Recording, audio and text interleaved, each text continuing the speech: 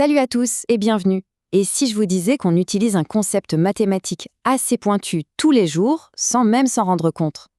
Aujourd'hui, on s'attaque au périmètre, cette mesure qui, en fait, dessine les contours de notre monde. C'est parti! Allez, on commence avec un exemple que tout le monde connaît, un terrain de football. Imaginez quelqu'un qui court tout autour en suivant bien les lignes blanches. La question est toute simple, quelle distance cette personne a-t-elle parcouru à la fin de son tour? La réponse tient en un seul mot. Et ce mot, bien sûr, c'est le périmètre. Mais oublions un peu le jargon mathématique. Le périmètre, c'est juste la longueur totale du trait qui fait le tour d'une forme. C'est la distance qu'il faut marcher pour faire le tour complet d'un objet et revenir à son point de départ.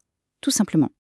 Bon, alors, comment on le calcule, ce fameux périmètre? Eh bien, la méthode la plus simple, celle qui marche absolument à tous les coups, c'est la bonne vieille addition. Si on revient à notre terrain de foot, disons qu'il fait 105 mètres de long sur 70 mètres de large. Pour calculer le périmètre, rien de plus simple. On additionne la longueur de chaque côté, l'un après l'autre. D'abord les 105 mètres, puis on tourne, on ajoute les 70, on continue avec l'autre longueur de 105, et on finit avec la dernière largeur de 70. On fait le calcul ensemble. 105 plus 70, ça fait 175, plus encore 105 plus 70, et on arrive à un total de 350 mètres. Et voilà, c'est la distance exacte pour un tour de terrain. Pas mal comme échauffement, non? C'est vrai que d'additionner chaque côté un par un, ça peut devenir un peu longuet. Heureusement, pour les formes régulières, celles qu'on croise tout le temps, il existe des super raccourcis. Ce sont les formules. Regardons à nouveau le calcul pour le terrain de foot. On a bien additionné 2 fois 105 et 2 fois 70. Eh bien, la formule, elle nous dit pourquoi ne pas additionner la longueur et la largeur une seule fois et de multiplier ce résultat par 2. C'est plus rapide, c'est plus net et surtout, ça donne exactement la même réponse. Et cette logique, elle marche pour plein d'autres formes. Pour un rectangle, c'est longueur plus largeur multiplié par 2. Pour un carré, c'est encore plus simple. Comme les quatre côtés sont égaux, on fait juste côté fois 4. Et pour un triangle équilatéral, avec ses trois côtés identiques, c'est côté fois 3. Ces petites formules, c'est une vraie boîte à outils à garder sous la main.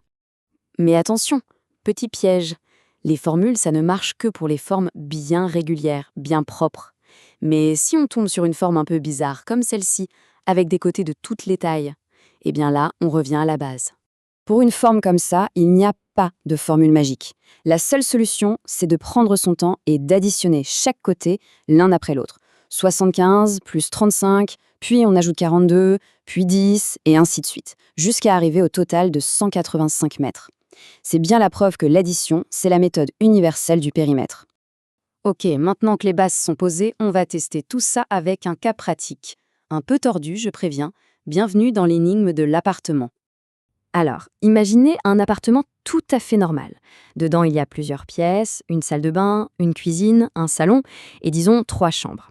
L'idée, c'est de mesurer le périmètre de chaque pièce, une par une. Donc, on calcule le périmètre de la salle de bain, puis celui de la cuisine, celui du salon et de chacune des 3 chambres. Ensuite, on additionne tous ces résultats. Et là, on obtient un grand total de 88 mètres. C'est là que ça devient intéressant, la question qui tue. Est-ce que ces 88 mètres, c'est vraiment le périmètre de l'appartement complet? Est-ce que ça correspond bien au tour total des murs extérieurs? On pourrait penser que oui, mais est-ce si simple? Et la réponse est non, pas du tout. En réalité, le vrai périmètre de l'appartement, le contour extérieur, ne mesure que 39 mètres. C'est beaucoup, beaucoup moins que 88.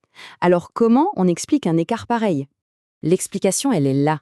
Quand on a additionné le périmètre de chaque pièce, on a compté plusieurs fois les murs intérieurs, les cloisons qui séparent les pièces. Or, le périmètre de l'appartement dans son ensemble, lui, il ne s'intéresse qu'à sa frontière avec l'extérieur. Les murs du dedans ne comptent pas.